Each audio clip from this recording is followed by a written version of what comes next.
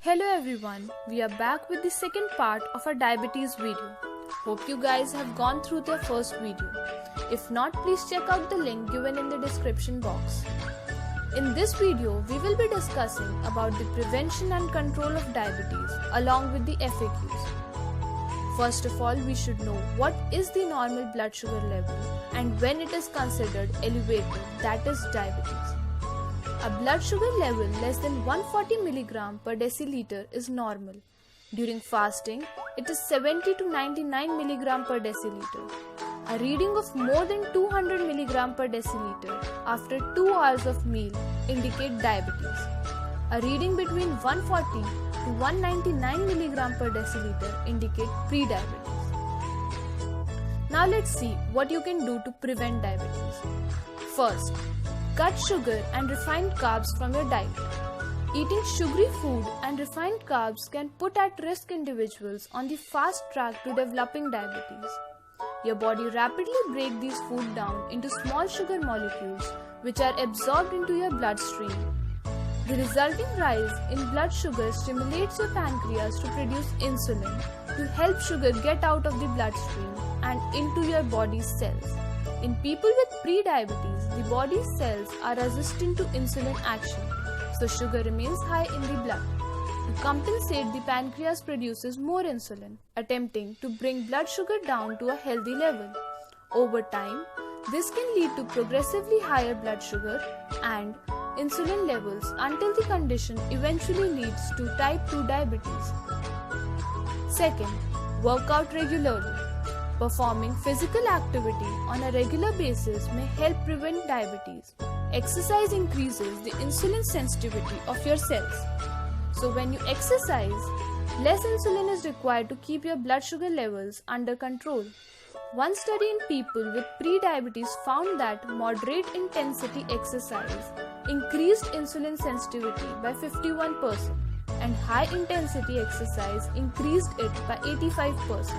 However, this effect only occurs. Third, eat a high fiber diet. Getting plenty of fiber is beneficial for gut health and weight management. Studies in obese, elderly and pre-diabetic individuals have shown that it helps keep blood sugar and insulin level low.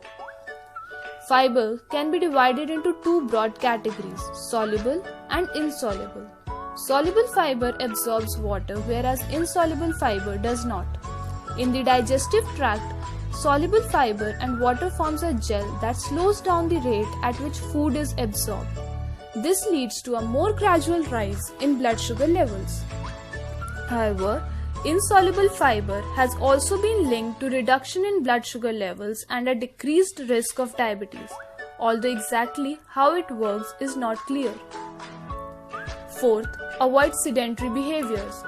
If you get no or very little physical activity and you sit during most of your day, then you lead a sedentary lifestyle.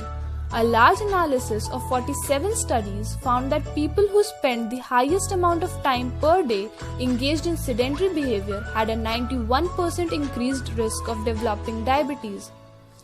Changing sedentary behavior can be as simple as standing up from your desk and walking around for a few minutes every hour. Fifth, lose weight if you are overweight or obese.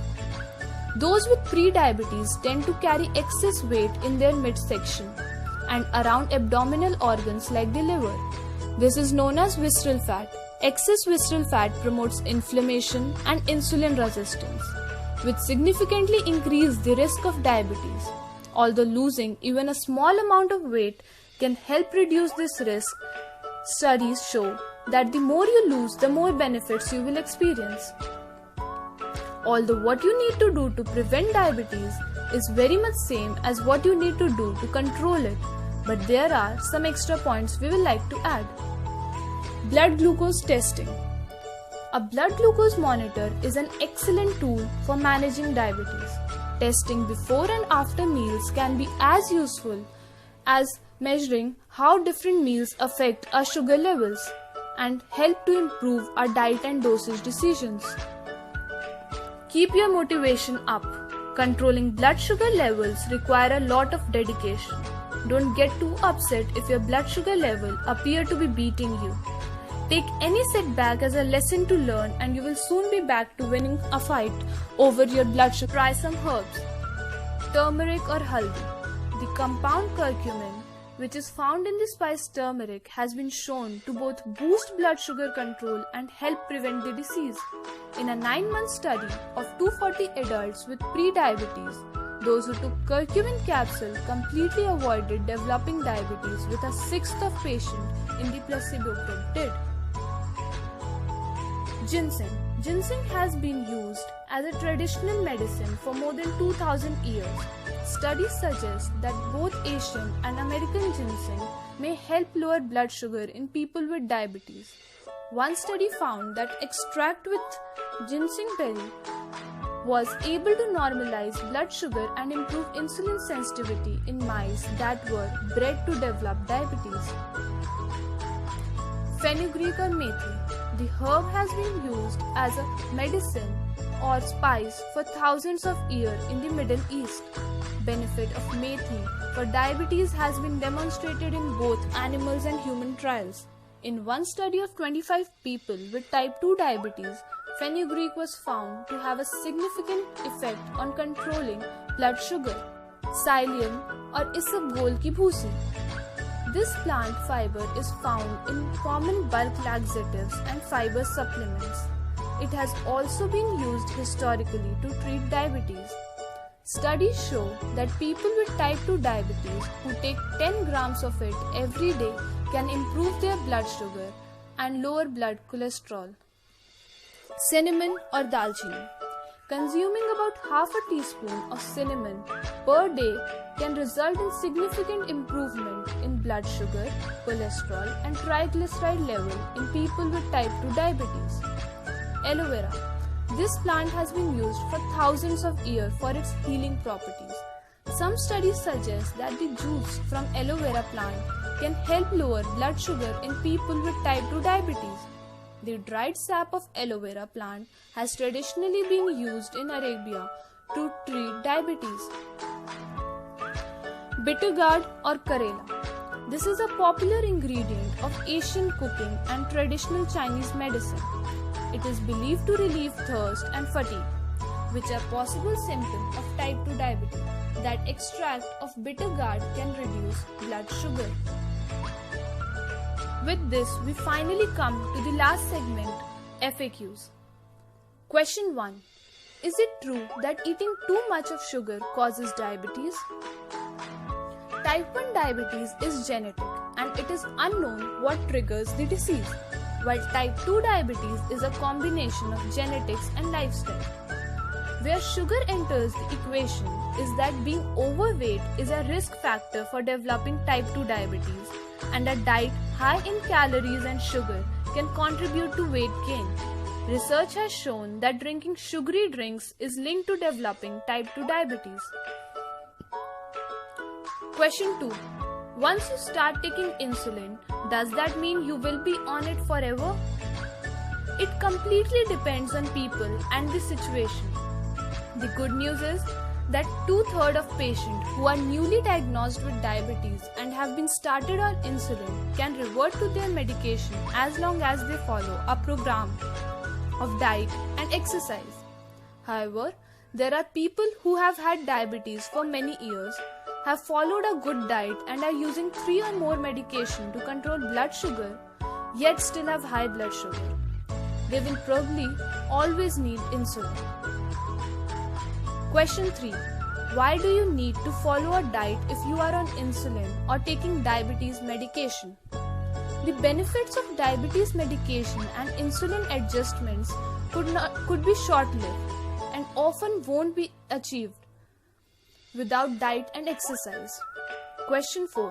Blood sugar control is the most important factor for people with diabetes, right? Yes, blood sugar control is very much important, but as a diabetic, you also must take care of your blood pressure and cholesterol levels. Question 5. Can type 2 diabetes convert to type 1 diabetes? It is a fairly common misconception as type 2 diabetes can never convert to type 1. Although both the type cause elevation in blood glucose, but the underlying cause and mechanism are very much different. So in many cases, the conversion cannot take place. Question 6. Why are most of the diabetes medication taken before meal?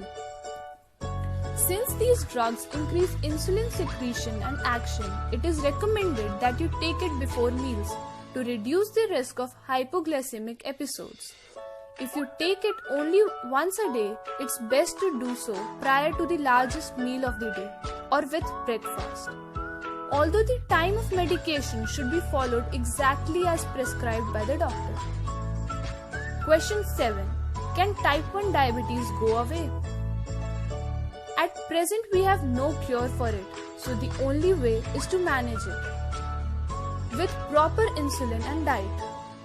Although research is going on with consideration of immunotherapy as a possible cure for it.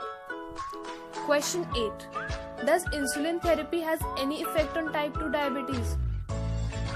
Yes, even though type 2 diabetes is not because of reduced insulin secretion, insulin therapy can be effective for its management. Research says insulin may help to control your diabetes better.